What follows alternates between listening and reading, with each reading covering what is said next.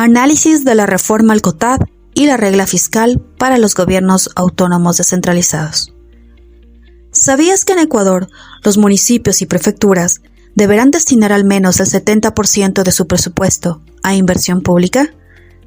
Esta medida forma parte de la reciente reforma al Código Orgánico de Organización Territorial, Autonomía y Descentralización, conocida como la regla fiscal 70-30 para los gobiernos autónomos descentralizados. El objetivo es simple: que los gobiernos locales gasten más en obras, servicios públicos y menos en gastos administrativos.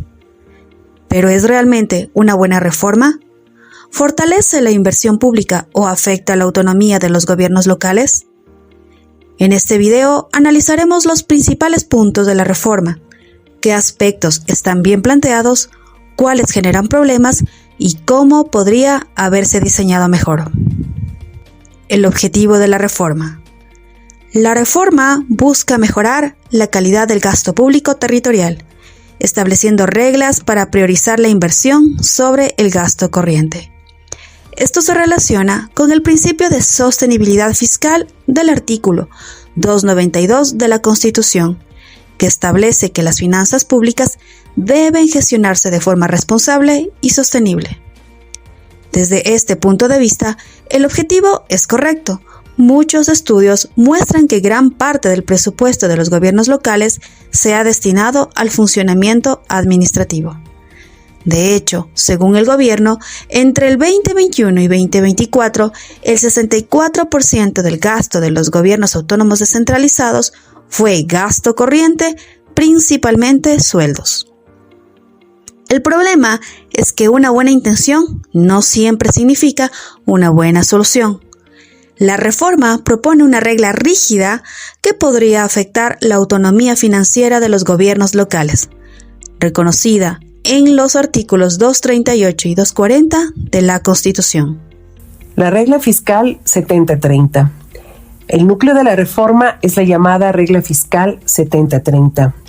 Esta regla establece que los gobiernos locales deben destinar al menos el 70% de su presupuesto a inversión y máximo el 30% a gasto corriente.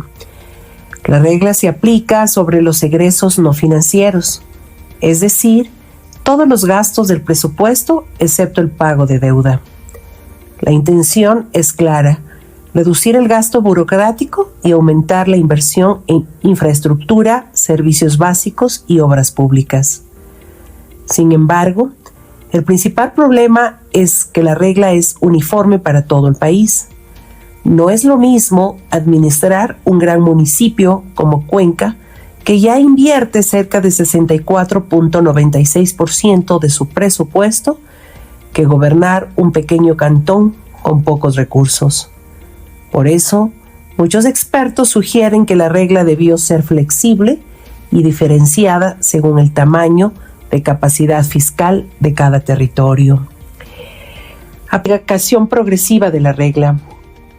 Para evitar un cambio abrupto, la reforma establece una aplicación gradual: el 65% de inversión en el año 2026, el 68% de inversión para el año 2027 y finalmente el 70% para el año 2028.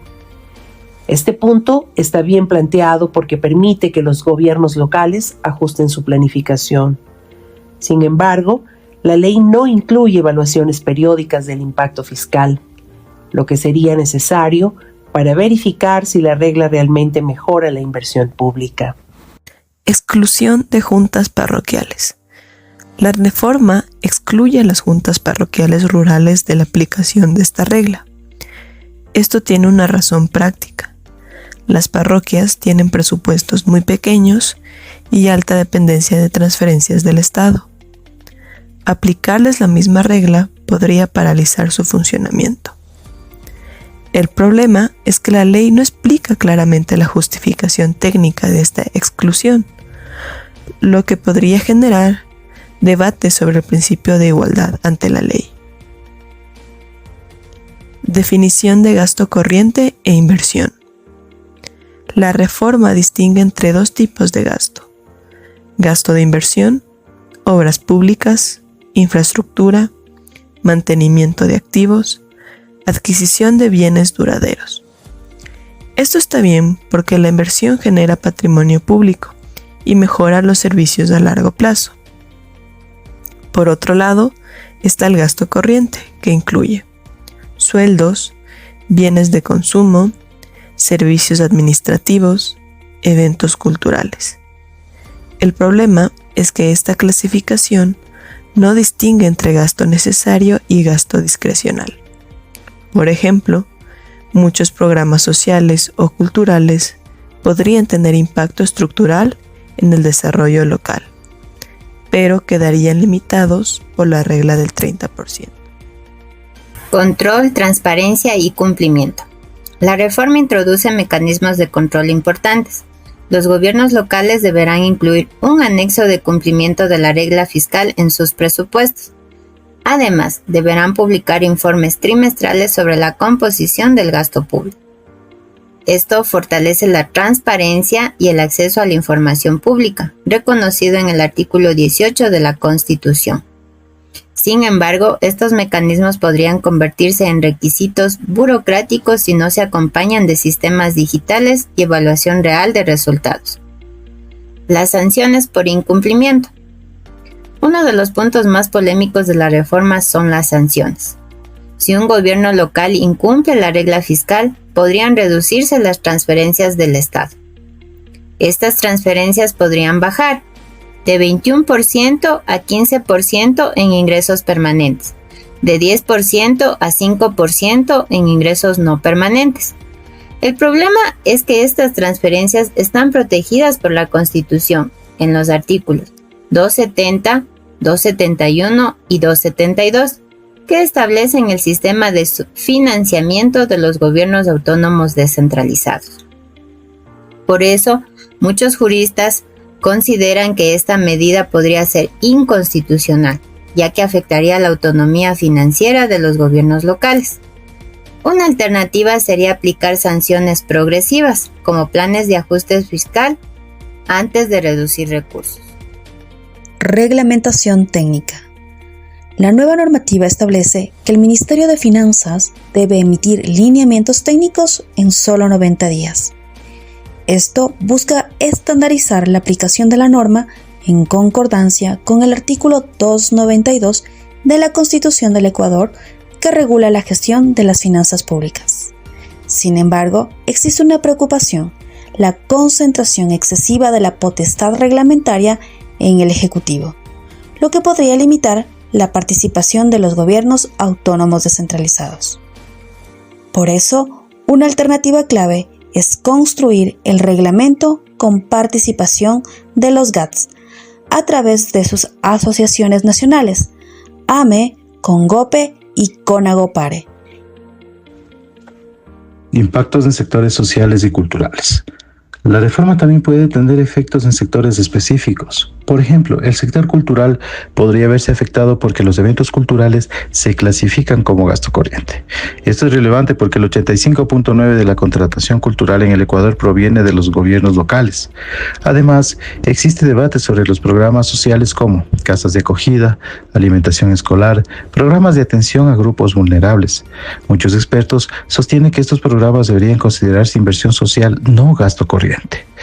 Debate sobre autonomía territorial. Otro punto clave es el debate sobre la autonomía de los gobiernos locales. La Constitución de la República reconoce que los GAD tienen autonomía política, administrativa y financiera, según los artículos 238 y 240. Por eso, algunas autoridades locales han anunciado acciones ante la Corte Constitucional del Ecuador, argumentando que la reforma podría limitar esta autonomía. El debate entonces se centra en encontrar un equilibrio entre la disciplina fiscal nacional y la autonomía territorial. Personal vinculado a obra pública. Otro debate es si el personal técnico relacionado con proyectos de infraestructura debe contarse como gasto corriente.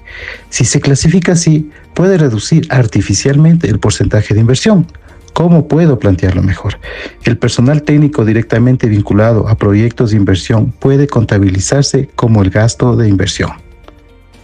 Afectación a municipios pequeños. uno de los mayores riesgos de la reforma es su impacto en municipios pequeños. Estos gobiernos locales suelen tener presupuestos limitados y alta dependencia de transferencias del Estado. Aplicar una regla fiscal rígida podría dificultar su funcionamiento.